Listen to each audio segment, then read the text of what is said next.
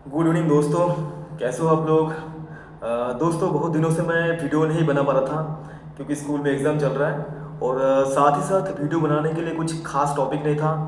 तो चलिए बात करते हैं। दोस्तों, जैसे कि आपको ऑलरेडी पता है, 2025 आपके सामने एक सुनहरा मौका है क्योंकि 2025 में बहुत सारे स्कूलों में नए वैकेंसी आने वाली है।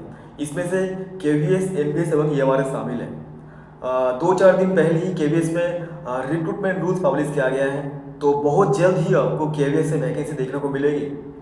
तो जो भी बच्चे सेंट्रल गवर्नमेंट में टीचर बनने का सपना रखते हो, अपनी तैयारी बहुत अच्छे से कर लो क्योंकि आपके सामने एक सुनहरा मौका है। आपको इस मौका हाथ से नहीं गंवाना है। तो चलिए बात करते हैं केवीएस के बारे में। तो स्पेशली दोस्तों, केवीएस में टीचर बनना उतना आसान तो नहीं है क्योंकि जितने ही बच्चे सेंट्रल गवर्नमेंट में टीचर बनने का सपना रखते हैं उनमें से लगभग सभी का फर्स्ट प्रायोरिटी केवीएस ही होता है। और इसमें कंपटीशन बहुत तगड़ा होता है, हाई स्कोरिंग कंपटीशन होता है क्योंकि इसमें कोई नेगेटिव मार्किंग नहीं होता है और हिंदी इंग्लिश क्वालिफाई नहीं होता है। तो जो भी बच्चे क्वालिफाई करते हैं बहुत अच्छा नंबर ला के ही क्वालिफाई करते हैं। तो कंपटीशन इसमें बहुत तगड़ा होता है। तो अगर आप केवीएस में टीचर बनना चाहते हो तो आपका प्रिपरेशन लेवल बहुत हाई होना चाहिए। तो चलिए बात करते हैं। मैंने अभी तक एक ही बार केवीएस इंटरव्यू फेस किया है।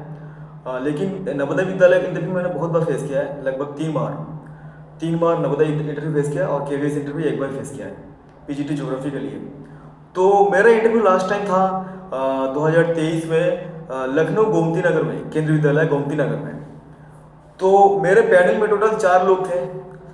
उनमें से एक मैडम थी, शायद वो सब्जेक्ट स्पेशलिस्ट थी। और टोटल 3 सर थे।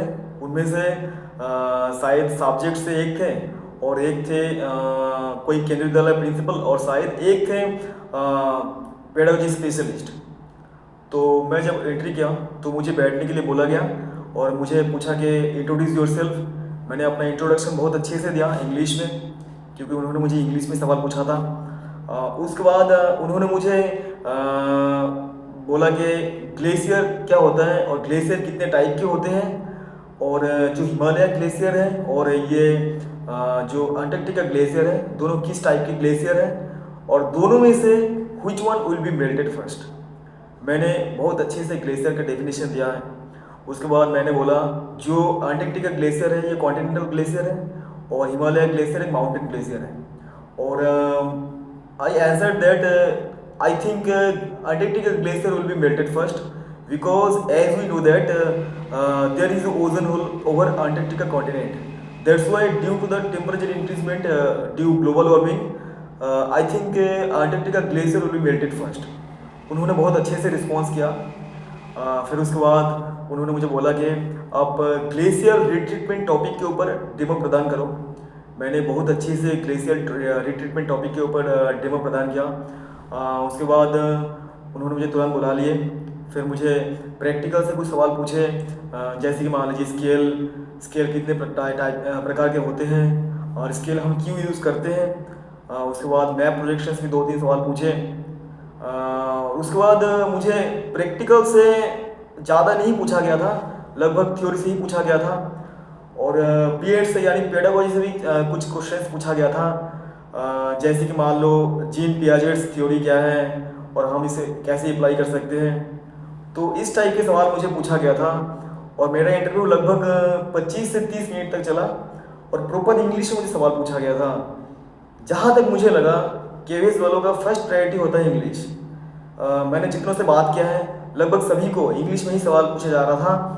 तो आपको मैं ये कहूँगा, आपको अभी से रिटेन के साथ साथ इंटरव्यू के लिए भी तैयारी करना है। अगर आपका इंग्लिश स्ट्रांग नहीं है तो आप इसमें पीछे हो जाओगे क्योंकि आपका इंग्लिश स्ट्रांग होना बहुत आवश्यक है केंद्रीय विद्यालय में सिलेक्शन लेने के लिए। तो एक बात और भी है, अगर आप रिटन में बहुत अच्छा नंबर ला पाओगे तो आप कंपटीशन में आगे चले जाओगे क्योंकि रिटन का वेटेज होता है 70 और इंटरव्यू का वेटेज होता है 30। मेरा सिलेक्शन इसलिए नहीं हुआ था क्योंकि मैंने इंटरव्यू बहुत अच्छे से दिया था लेकिन मेरा रिटन में कम नंबर था। तो मैं शुरू से ही बहुत पीछे ही था। तो मैं ये कहूँगा, अगर आप सिलेक्शन लेना चाहते हो तो अभी से रिटन एवं इंटरव्यू दोनों के लिए बहुत अच्छे से प्रिपरेशन कर लो। और एनबीएस में सॉरी केवीएस में पीजीटी के लिए टोटल 180 नंबर का पेपर होता है, उसमें से 100 नंबर होता है सब्जेक्ट से, कॉन्सर्न सब्जेक्ट से, यानी आप जिस सब्जेक्ट से बिलोंग करते हो उस सब्जेक्ट से होता है 100 नंबर। मेरा सब्जेक्ट था ज्योग्राफी, तो उसमें से 100 क्वेश्चन थे ज्योग्राफी से। तो अगर आपको सिलेक्शन लेना है तो आपको 100 में से लगभग 95 से 96 क्वेश्चंस सही करना है। और अगर आप इतना कर पाओगे तब कंपटीशन में बहुत आगे चले जाओगे। और पेडागोजी होता है 40 नंबर के लिए। पेडागोजी में आपको बहुत अच्छा नंबर लाना है 30 में से। इसमें देखो भाई, इसमें 40 में नंबर स्कोरिंग करना थोड़ा कठिन होता है, क्योंकि पेडागोजी बहुत कंफ्यूजिंग टाइप का होता है। तो और बाकी जितने भी होते हैं हिंदी, इंग्लिश और कंप्यूटर नॉलेज, रीजनिंग, ये तो आप कर ही लोगे, लेकिन सब्जेक्ट आपको बहुत अच्छे से करना है। सब्जेक्ट में अगर 100 में से 90 प्लस नंबर ला पाओगे तो आप कंपटीशन बहुत ऊपर चले जाओगे। तो दोस्तों, जो भी बच्चे प्रिपरेशन कर रहे हो, सब्जेक्ट को बहुत अच्छे से फोकस कर लो। और मैं ये कहूँगा, आप अगर एनसीईआरटी से पढ़ रहे हो तो बहुत अच्छी बात है, क्योंकि जहाँ तक मुझे लगता है केवीएस, एमपीएस और ईएमआरएस में लगभग 95% क्वेश्चन जो होता है वो एनसीईआरटी से ही होता है। आपको बाहर से पढ़ने की ज़रूरत नहीं है। तो आप सबसे पहले अपना सब्जेक्ट बहुत स्ट्रॉन्ग कर लो और बहुत अच्छे से पढ़ लो। आपको एक भी लाइन नहीं छोड़ना है पीछे। अगर कोई डेमो है, कोई डाटा है, कोई ड्राइंग है, उसको भी आपको बहुत अच्छे से ध्यान देना है। आपको कोई भी टॉपिक नहीं छोड़ना है। और साथ ही साथ अगर आप केवीएस में